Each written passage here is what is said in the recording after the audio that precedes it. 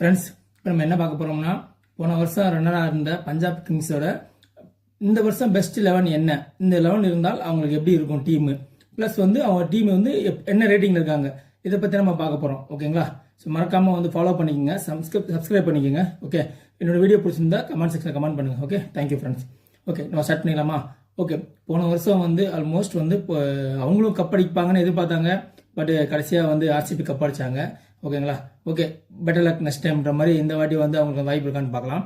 So இப்போ போன வாட்டி வந்து அவங்க விளையாண்ட பிளேன் லெவனில் ஸோ ஆல்மோஸ்ட் வந்து இந்த வாட்டி ரிட்டைன் பண்ணியிருக்காங்க. ஸோ உங்களை பிளேயிங் லெவன் சொல்கிறேன், நான் பிளேயிங் லெவன் நான் சொல்கிறேன். நீங்கள் வந்து அதில் ஏதாவது சேஞ்சஸ் இருக்கான்னு பாருங்க. பிரப் சிம்ரன் ஃபர்ஸ்ட் ஓப்பனிங்கு, ப்ளஸ் வந்து பிரியான்ஸ் ஆரியா, அவங்க 2 பேரும் கண்டிப்பாக இருப்பாங்க. அவங்க யாரும் மாற்ற பண்ண போகிறதில்ல. ஒன்றே ஒன்று வந்து சிரேஸ் ஆர் இருப்பார். அதுக்கடுத்து வந்து நீங்கள் வெதரா இருப்பார். அதுக்கப்புறம் வந்து மார்க்கஸ் ஸ்டோனிஸ் உள்ள வந்துருவார். அதுக்கடுத்து சசாங் சிங் வந்துருவார். ப்ளஸ் வந்து அதுக்கப்புறம் வந்து பாட்லெட் உள்ள வந்துருவார். அப்புறம் வந்து மார்க்கோ யான்சன் ஆல்ரவுண்டர் அவரும் இருப்பார். ப்ளஸ் வந்து ஹர்ப்ரீத் பரார் இருப்பார் ஆல்ரவுண்டர். அப்புறம் ஹர்ஷித் சிங் இருப்பார், சஹால் இருப்பார். இதில் ஒரே ஒரு சேஞ்ச் என்னன்னா, ஃபர்கியூசனுக்கு பொதுவாக பாட்லெட் உள்ள வருவார் ஃப்ரெண்ட்ஸ். இதுதான் ஃப்ரெண்ட்ஸ் சேஞ்ச். மற்றபடி அவங்க பிளேயிங் லெவனில் 10 பேர் அப்படியே ஆடுவாங்க. மற்ற எதை சேஞ்ச் பண்ண முடியும். ஏன்னா போன வருஷம் டீம் வந்து எல்லாமே அதே டீம் வந்து நல்லா இருக்காங்க, ஸ்ட்ராங்காகவும் இருக்காங்க. பட் இந்த வாட்டி வந்து பிரப்சமரும் ஆரியாவும் வந்து அவங்க எப்படி பெர்ஃபார்மன்ஸ் பண்ண போறாங்க. போன வருஷம் வந்து இன்எக்ஸ்பீரியன்ஸ் கொஞ்சம் எப்படி சொல்றது, மெச்சூரிட்டி இல்லாமல் ஆடிட்டாங்க. இந்த வருஷம் அவங்க எப்படி விடுவாங்க, அதுதான் அவங்களோட கேள்விக்குறியா இருக்கு. அதே மாதிரி ஸ்ரேயஸ் ஐயர் வந்து கேப்டனா வழி நடத்தி ஃபைனல் வரைக்கும் கொண்டு போனாரு. இந்த வாட்டி கப் அடிச்சு கொடுப்பாரா? ஒரு வாட்டி மிஸ் ஆச்சு, இந்த வாட்டி மிஸ் ஆகாதா அப்படின்னு தான் கேள்விக்குறியா இருக்கு. ஓகேங்களா? ஹர்ஷித் சிங் நல்ல ஃபார்ம்ல இருக்காரு. சகால் சொல்லவே தேவையில்ல, எப்பயுமே லீடிங் கேட்டகர் அவர் தான். மார்க்கஸ் ஸ்டோனிஸ் நல்ல ஃபார்ம்ல இருக்காரு. மார்க்கோ யான்சன் பேய் ஃபார்ம்ல இருக்காரு ஃப்ரெண்ட்ஸ். பேட்டிங், பவுலிங், ஃபீல்டிங் எல்லாத்தையும் பே ஃபார்ம்ல இருக்காரு. செம்மையா அடிக்கும். முதல்ல வந்து பவுலிங் மட்டும் போடுவார். இப்பெல்லாம் பேட்டிங் பண்ண கூட மினிமம் 20 பாலுக்கு 50 ரன்னு, 15 பால் 45 ரன்னு, இந்த மாதிரி செம்மையா அடிக்கிறாரு. அதே மாதிரி அடிக்கிற 6 எல்லாமே லாங் லீவ்ஸ் அடிக்கிறாப்புல. ஸோ கண்டிப்பா வந்து அவங்க பேட்டிங் ஆர்டர் வந்து 10 பேர் வரைக்கும் இருக்காங்க. ஸோ அதனால வந்து பேட்டிங் வந்து ஸ்ட்ராங்கா இருக்காங்க. சஹால் விக்கெட் எடுக்கணும் மெயினா. ஹர்ஷித் சிங் ஃபர்ஸ்ட் ஓவர்லேயே விக்கெட் எடுக்கணும்.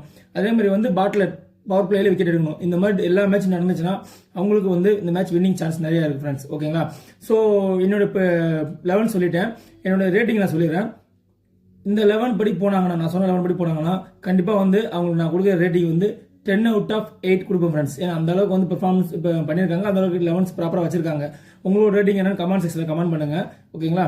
ஸோ இந்த டீம் ஓகேவா, இல்லை வேற சேஞ்சஸ் பண்ணலாமா அப்படின்னு அது இருந்தாலும் நீங்கள் கமெண்ட் செக்ஷனில் கமெண்ட் பண்ணுங்க ஃப்ரெண்ட்ஸ். ஓகே, ஸோ அதே மாதிரி முக்கியமான விஷயம் சொல்லிடுறேன். பஞ்சாப் வந்து இது வரைக்கும் விளையாண்ட 18 வருஷம் நடந்திருக்கு. இது 19 வருஷம். 19 வருஷமும் இன்னும் வாட்டி ஒரு கப்பு கூட வாங்கல. ஃபர்ஸ்ட் நடந்துச்சு பாத்தீங்களா, ராஜஸ்தான் ராயல்ஸ்க்கு கப்பு வாங்கிச்சா பாத்தீங்களா. அந்த வருஷத்துல முத ஓப்பனா சொன்னா பஞ்சாப் தான் ஃப்ரெண்ட்ஸ் வாங்கியிருக்க வேண்டியது. அப்போ வந்து யுவராஜ் சிங் தான் கேப்டனா இருந்தாரு. அவர் கேப்டனா இருக்கும்போது ஷான் மார்ஷ், அதாவது ரைட் கரெக்ட் தான், ஷான் மார்ஷ், மிச்சல் மார்ஷரோட அண்ணன் ஷான் மார்ஷ், அவர் தான் அடிச்சு செம்மையா விளையாண்டு கொடுத்தாப்புல. ஸோ அந்த சமயத்தில் வந்து ஆல்மோஸ்ட் வந்து அவங்க தான் ஜெயிக்கிற மாதிரி இருந்தாங்க. சென்னை வந்து தேவையில்லாம பஞ்சாப் மீட் பண்ணிட்டு பஞ்சாப் மீட் பண்ணி போனதுக்கப்புறம் சென்னையும் ராஜஸ்தான் விளையாண்டாங்க. ஒன்னும் சென்னை ஜெயிச்சிருக்கணும், இல்ல வந்து பஞ்சாப் விட்டு கொடுத்துருக்கணும். ரெண்டுமே இல்லாம கடைசி ராஜஸ்தான் ராயல்ஸ் வாரணை தலைமையில் வாங்கிட்டு போயிட்டாங்க. ஸோ அந்த ஹிஸ்டரி இன்னமும் பேசிட்டு இருக்காங்க. அப்ப விட்ட கப்பு, அதுக்கப்புறம் அவங்களுக்கு கப்பே கிடைக்கல.